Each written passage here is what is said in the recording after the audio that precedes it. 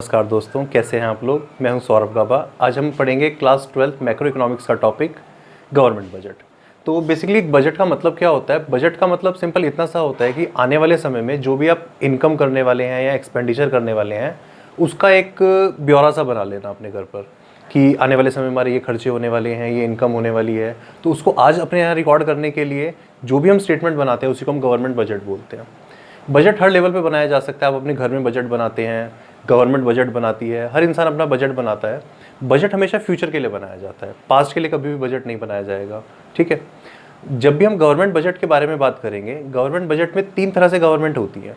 हमारे भारत में हम लोगों को पता है कि 3 तरह की गवर्नमेंट होती है। पहली गवर्नमेंट होती है हमारी सेंट्रल गवर्नमेंट, दूसरी गवर्नमेंट होती है हमारी स्टेट गवर्नमेंट, जैसे कि हमारी रिस्पेक्टिव स्टेट में होती है, यूपी में है, हरियाणा में है।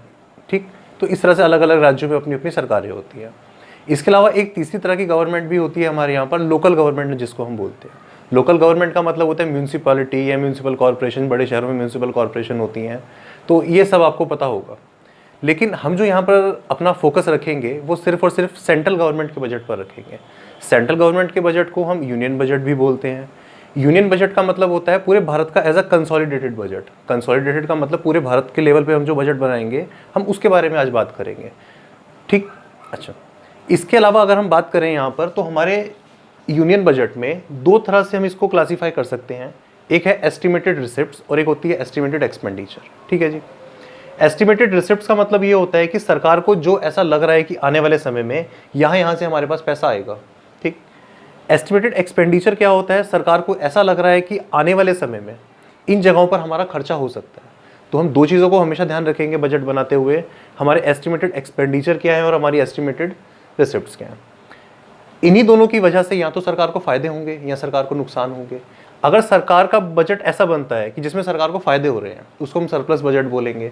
लेकिन अगर ऐसा बजट बनता है जिसमें खर्चे सरकार के ज़्यादा हो जाएंगे और रिसिप्ट सरकार को ऐसा लग रहा है कि आने वाले समय में थोड़ी सी कम होगी, तो उस बजट को हम बोलते हैं हमारा डेफिसिट बजट। ठीक।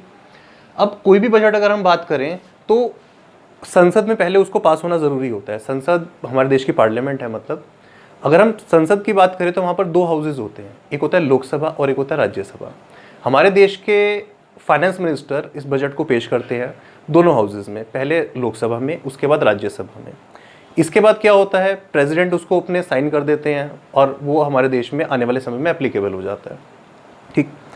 पिछले कई सालों से देखा गया है कि हमारा जो बजट है वो हर 1 फरवरी को एप्लीकेबल होता है। 1 फरवरी से मतलब उसको पेश किया जाता है पार्लियामेंट में और उसके बाद आने वाली 1 अप्रैल से लेकर 31 मार्च को वो बजट एप्लीकेबल हो जाता है।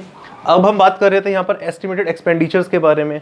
तो सरकार खर्चा कहाँ पर करती है। सरकार 2 तरह से खर्चा कैटेगराइज हम कर सकते हैं, एक रेवेन्यू एक्सपेंडिचर सरकार के और एक ऐसे एक्सपेंडिचर जो सरकार के कैपिटल एक्सपेंडिचर होते हैं।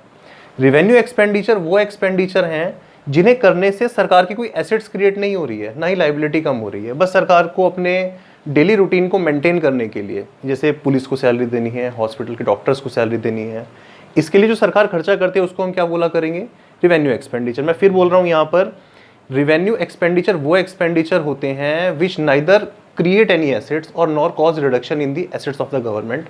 मतलब ये कि कोई भी इनसे एसेट्स क्रिएट नहीं होगी, ना ही कोई लाइबिलिटी कम होगी, तो इसको हम क्या बोला करेंगे, रेवेन्यू एक्सपेंडिचर। जबकि अगर हम कैपिटल एक्सपेंडिचर सरकार करती है तो कैपिटल एक्सपेंडिचर का मतलब ये होता है कि इस कैपिटल एक्सपेंडिचर को करने से गवर्नमेंट की एसेट्स इंक्रीज होंगी या फिर लाइबिलिटी डिक्रीज होंगी।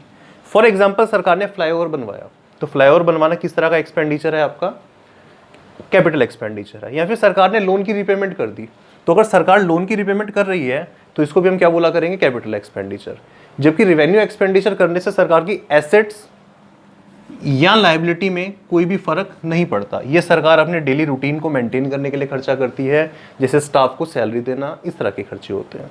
ये एग्जिस्टिंग एसेट्स को मेंटेन करने का खर्चा भी आपका रेवेन्यू एक्सपेंडिचर कहलाता है, क्योंकि उससे भी कोई नई एसेट्स क्रिएट नहीं होती हैं। फिर अगर हम बात करें एस्टिमेटेड रिसिप्ट्स की, तो हमारे यहाँ पर 2 तरह की रिसिप्ट्स होती हैं, एक होती है रेवेन्यू रिसिप्ट और एक होती है कैपिटल रिसिप्ट। रेवेन्यू रिसिप्ट को हम फर्दर 2 हिस्सों में क्लासीफाई कर सकते हैं। एक कह सकते हैं हम इसमें टैक्स रिसिप्ट और दूसरी होती है यहाँ पे आपकी non tax receipt. Tax receipt revenue भी आप ऐसे ही समझिए कि इससे भी सरकार की एसेट्स और लाइबिलिटी पे कोई भी फर्क नहीं पड़ता। ऐसा नहीं है कि सरकार ने अपनी कोई प्रॉपर्टी बेच दी और उसके बेचने से जो पैसा आया वो यहाँ पर आ रहा है, ऐसा कुछ भी नहीं है। यहाँ पर सरकार टैक्स ले रही है या फिर सरकार और भी अपनी सर्विसेज प्रोवाइड करती है, जैसे कि लाइसेंस देना या किसी भी तरह की सर्विसेज प्रोवाइड करती है सरकार, टैक्सेस की फॉर्म में जो पैसा आता है वो सारा का सारा क्या कहलाता है, रेवेन्यू रिसिप्ट। लेकिन कैपिटल रिसिप्ट ऐसी रिसिप्ट होती है जिससे सरकार की एसेट्स और लायबिलिटी पे फर्क पड़ता है। कैसे फर्क पड़ता है? फॉर एग्जाम्पल आप मानिए कि सरकार ने अपने किसी जगह पर इन्वेस्टमेंट था वो बेच दिया, तो वहां सरकार को पैसा आया, क्या इससे एसेट्स में कमी आई? तो बिल्कुल सरकार की इससे एसेट्स में कमी आ गई। तो इसी तरह की रिसिप्ट को हम क्या बोला करेंगे, कैपिटल रिसिप्ट। या फिर सरकार ने कहीं से लोन ले लिया तो वो भी कहां पर आएगा, कैपिटल रिसिप्ट में आएगा। क्यों? क्योंकि इससे सरकार की लायबिलिटी बढ़ चुकी है। तो यहां से एसेट्स पे फर्क पड़ सकता है, लायबिलिटी पे फर्क पड़ सकता है, लेकिन रेवेन्यू रिसिप्ट करने से सरकार की ना एसेट्स पे फर्क पड़ता है ना लायबिलिटी पे फर्क पड़ता है। आने वाली वीडियोस में हम इसको और डिटेल में जानेंगे। Thank you very much.